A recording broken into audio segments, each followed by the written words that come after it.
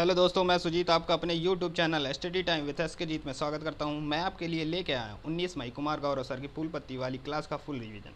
यदि आप चैनल पर नए हैं तो चैनल को सब्सक्राइब कर दें और बेल आइकन दबाना ना भूलें, जिससे आने वाली प्रत्येक वीडियो आप तक पहुँच सके। आज का पहला प्रश्न है, प्रतिवर्ष विश्व दूरसंचार और सूचना समाज दिवस का आयोजन कब किया जाता है? ए 15 मई, बी 16 मई, सी 17 मई, डी 18 मई। तो इसका सही आंसर हो जाएगा सी 17 मई। विश्व दूरसंचार और सूचना समाज एक किया गया 17 मई 2006 में। इससे पहले ये अलग अलग बनाए जाते थे। 2022 की थीम है वृद्ध व्यक्तियों और स्वास्थ्य आयु में वृद्धि के लिए डिजिटल तकनीकी। TRAI स्थापना अधिनियम है 1997 का। 5G टेस्ट बैंड परीक्षण हुआ IIT मद्रास के नेतृत्व में। नेशनल टेक्नोलॉजी डे मनाया जाता है 11 मई को। दूसरा प्रश्न है, मई 2022 में ब्राज़ील में आयोजित डेफलिन फिक्स 2022 में भारत पदक तालिका में कौन से स्थान पर था? इसका ऑप्शन ए 9वें, बी 13वें, सी 7वें, डी 11वें। तो इसका सही आंसर हो जाएगा आपका ए 9वें नंबर पे। यह ओलंपिक होता है बाधिर व्यक्तियों के लिए। इसका आयोजन हुआ ब्राज़ील में। यह क्रम का 24वां था। शीर्ष पर है यूक्रेन। भारत इसमें कुल 16 पदक जीता, जिसमें से 8 गोल्ड, 1 सिल्वर और 7 ब्रॉन्ज थे। लल्लन टॉप। डेफलिन फिक्स का शुभंकर नीना, जिसका अर्थ भाग्यशाली होता है। इसका आदर्श वाक्य खेल हमारे दिलों में रहता है। टोक्यो ओलंपिक का शुभंकर मिराई तोबा। टोक्यो पैरा ओलंपिक का शुभंकर सोमेटी। खेलो इंडिया यूथ गेम्स का शुभंकर धाकड़। खेलो इंडिया यूनिवर्सिटी गेम्स का शुभंकर वीरा। बीजिंग शीतकालीन का शुभंकर वेंडवेन। तीसरा प्रश्न है, 18 मई 2022 को DRDO और भारतीय नौसेना ने कहां से स्वदेशी रूप से विकसित नौसैनिक एंटी शिप मिसाइल का पहला उड़ान परीक्षण किया? ऑप्शन है ए रानीखेत, बी चांदीपुर, सी हरिहरकोटा, डी पोखरण। तो इसका सही आंसर हो जाएगा बी चांदीपुर। यह है पहली स्वदेशी हवा से लॉन्च की गई एंटीशिप मिसाइल। DRDO की स्थापना 1 जनवरी 1958 को होती है। DRDO का मुख्यालय नई दिल्ली। DRDO के प्रमुख Satish Reddy. Anti tank missile है हेलिना। INS सूरत और INS उदयगिरी हैं युद्धपोत।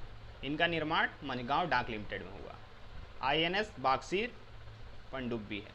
इसका निर्माण मंझगांव डाक लिमिटेड में हुआ। इसमें 6 पनडुब्बियों का निर्माण हुआ है। चौथा प्रश्न है, हाल ही में किसकी अध्यक्षता में भारतीय कपास परिषद के गठन की घोषणा की गई? ए उदय कोटक, बी अमित वैष्णव, सी सुरेंद्र यादव, डी सुरेश कोटक। तो इसका सही आंसर हो जाएगा डी सुरेश कोटक। भारतीय कपास गठन का उद्घाटन किया पीयूष गोयल। पीयूष गोयल वित्त और वाणिज्य मंत्री हैं। भारतीय संघ के वर्तमान अध्यक्ष संजीव बजाज हैं। कपास के उत्पादन के लिए उपयुक्त मिट्टी है काली मिट्टी। सेंट्रल रिसर्च इंस्टीट्यूट स्थित है नागपुर में। गोल्डन फाइबर कहते हैं जूट को। भारत का मैनचेस्टर है अहमदाबाद। दक्षिण भारत का मैनचेस्टर कोयम्बटूर। काली मृदा को दक्षिण भारत में कहते हैं रेगुर। पांचवा प्रश्न है, 18 मई 2022 को पेट्रोल में एथेनॉल के 20% मिश्रण के लक्ष्य को कब तक पूरा करने के लिए राष्ट्रीय जैव ईंधन नीति 2018 में संशोधन को मंजूरी दी गई? तो इसका ऑप्शन हो जाएंगे ए वर्ष 2025-26, बी वर्ष 2030-31, सी 35-36, डी 27-28। तो इसका सही आंसर हो जाएगा ए वर्ष 25-26। इससे पहले इसका लक्ष्य 30-31 रखा गया था। LPG में होता है प्रोपेन और ब्यूटेन। CNG में होता है मीथेन, जिसे मार्स गैस भी कहते हैं। पेट्रोल की गुणवत्ता का मापन होता है ऑक्टेन संख्या द्वारा। छठा प्रश्न है, 16 मई 2022 को हसन शेख महमूद किस देश के नए राष्ट्रपति बने? ए एरिट्रिया, बी जिबूती, सी इथियोपिया, डी सोमालिया। तो इसका सही आंसर हो जाएगा डी सोमालिया। सोमालिया की राजधानी मोगादिशु है। अफ्रीका द्वीप से होकर गुजरने वाली रेखा हैं कर्क रेखा, भूमध्य रेखा और मकर रेखा। विक्टोरिया झील से होकर गुजरने वाली भूमध्य रेखा। भूमध्य रेखा को 2 बार काटने वाली नदी है कांगो नदी। मकर रेखा को 2 बार काटने वाली नदी लिम्पोपो नदी। नॉर्डिक देश हैं Norway, Sweden, Denmark, Finland, Iceland. Baltic देश हैं Estonia, Latvia, Lithuania. Horn of Africa देश हैं एरिट्रिया, जिबूती, इथोपिया और सोमालिया। 7वां प्रश्न है 17 मई 2022 को किसने 12वीं राष्ट्रीय सीनियर महिला हॉकी चैंपियनशिप जीती? ए उड़ीसा, बी कर्नाटक, सी झारखंड, डी हरियाणा। तो इसका सही आंसर आपका हो जाएगा ए उड़ीसा। इसका आयोजन भोपाल मध्य प्रदेश में हुआ। इसकी उपविजेता टीम है कर्नाटक। हाल ही में उबेर कप जीता साउथ कोरिया ने और इसका उपविजेता चीन रहा। उबेर कप महिला बैडमिंटन से संबंधित है। थॉमस कप विजेता भारत, उपविजेता इंडोनेशिया। थॉमस कप संबंधित है पुरुष वर्ग बैडमिंटन से। संतोष ट्रॉफी है फुटबॉल से संबंधित। 8वां प्रश्न है 17 मई 2022 को किसे बॉम्बे स्टॉक एक्सचेंज का नया चेयरमैन नियुक्त किया गया? A Manoj Joshi, B Vikramjit, C S Mundra, D Rajiv Kumar. तो इसका सही आंसर हो जाएगा सी एस मुंदड़ा, विक्रमजीत सेन की जगह पर। बॉम्बे स्टॉक एक्सचेंज की स्थापना हुई 9 जुलाई 1875 का।